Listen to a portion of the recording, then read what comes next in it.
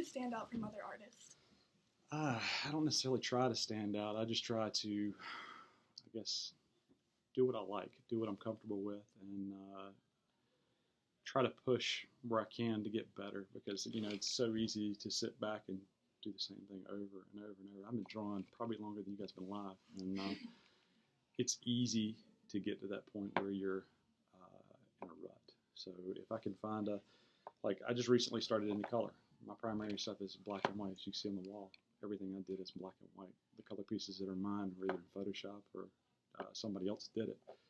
So I'm trying to reach out and do more so that I can grow and keep growing so that it keeps getting fun and fresh. What is your favorite piece and why? Gallery, I'd have to say the John Hairston pieces, just because they're what I'm not. I'm black and white, and I'm realistic, and John is he's realistic, but he's so extraordinary. His color, his the relationships that he does on canvas. Again, on canvas, I wilt when I think about canvas. I'm scared of it, and he does it with confidence. I'm watching. He'll be here live performing at the MiniCon, and you'll see he's something special. I would like to think that all this. That was one thing I spoke to someone about earlier, is about I have all these influences, but a lot of them don't show up in my work.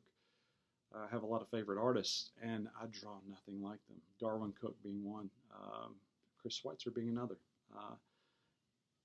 I can appreciate what they do just because it's not what I do, and I find it almost like a foreign language when I look at their work. Now you take it a step further back, and then you look at all the Renaissance guys like Da Vinci and Michelangelo. Those are my guys that I grew up with, and like I said, I was in art school in the '90s, and that's what I gravitated towards. Your biggest failures, and what did you learn from that? My biggest failure, and I'll say it to this day, it's in music, it's in sports, it's in art.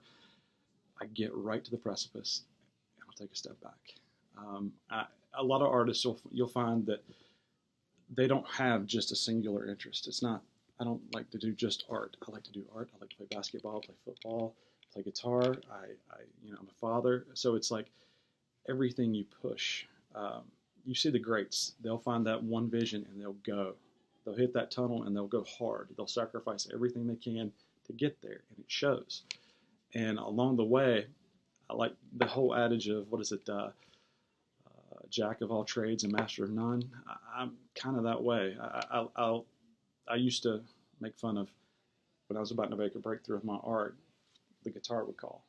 And I'd take off and go play guitar for 2 or 3 years, and then guitar was about to make a breakthrough, about to do something with that, and art would call me. And it's that way. And that's, looking back, I'm happy where I'm at. I'm incredibly happy. I'm very fortunate to have a family and people who support me, people who love me, and have this as a hobby and have a supportive cast around me as far as Sketch Charlotte and other members in the community. But early on in life, if you find something you really want, you go after it, both guns blazing. If not, do as best as you can with what you have. And I think I have. I feel pretty confident about that. Won the Powerball, what would you do with the money? I already thought about this a lot. Actually, my wife told me that we would take it in the annuity rather than the lump sum, which I would want lump sum and go crazy with it. But I would just invest heavily, not the traditional investing. I would make sure that I could live off interest, take care of my family, take care of my friends, find a nice place to do what I do, help others do what I like to do, that I can help. I'm sure that there'd be some charities involved, but I never really got that far down the road. But yeah, it's a pipe dream we all have. But and also probably buy a lot of comic books. Thank you. Thanks. Thank you.